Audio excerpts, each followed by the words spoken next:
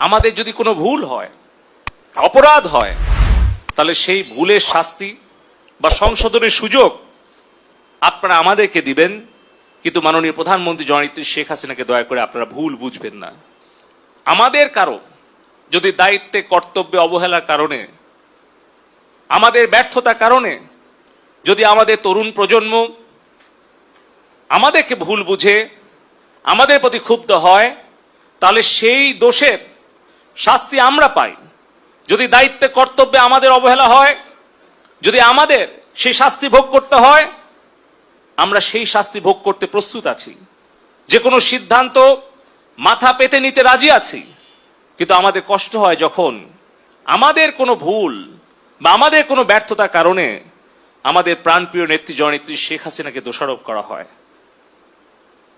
তার বিরুদ্ধে সমালোচনা এবং ষড়যন্ত্র করা হয়। সে কারণে আমি আবারও বলবো, আমাদের দেশের 5 কোটি ছাত্রছাত্রী ভাই বোনেরা আছে, আমাদের যদি কোনো ভুল হয়, অপরাধ হয়, তাহলে সেই ভুলের শাস্তি বা সংশোধনের সুযোগ আপনারা আমাদেরকে দিবেন। কিন্তু মাননীয় প্রধানমন্ত্রী জননেত্রী শেখ হাসিনাকে দয়া করে আপনারা ভুল বুঝবেন না। কারণ জননেত্রী শেখ হাসিনা যদি নিরাপদ না থাকেন, তাহলে বাংলাদেশ নিরাপদ থাকবে না।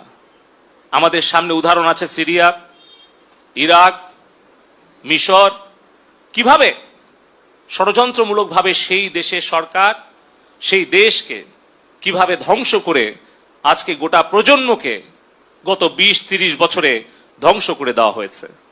আমরা যেন সেই ধ্বংসের মুখে, সেই ধ্বংসের পথে আমরা বাংলাদেশকে না নেই। যদি আমরা গুজব প্রতিরোধ করতে ব্যর্থ হই, যদি রাজনৈতিক কর্মী হিসেবে, ডাক টেলিযোগাযোগ প্রতিমন্ত্রী হিসেবে যদি সাইবার নিরাপত্তা নিশ্চিত করতে ব্যর্থ হই, তাহলে আমার আওয়ামী লীগের, ছাত্রলীগ, যুবলীগের সহযোগী সংগঠনের নেতা কর্মীরা আপনারা আমাকে দোষারোপ করেন, আমাকে শাস্তি দেন, কিন্তু আমাদের প্রাণপ্রিয় নেত্রী জননেত্রী শেখ হাসিনা আজকে যে সংকটময় অবস্থায় নেতৃত্ব দিচ্ছেন, তার হাতকে শক্তিশালী করুন।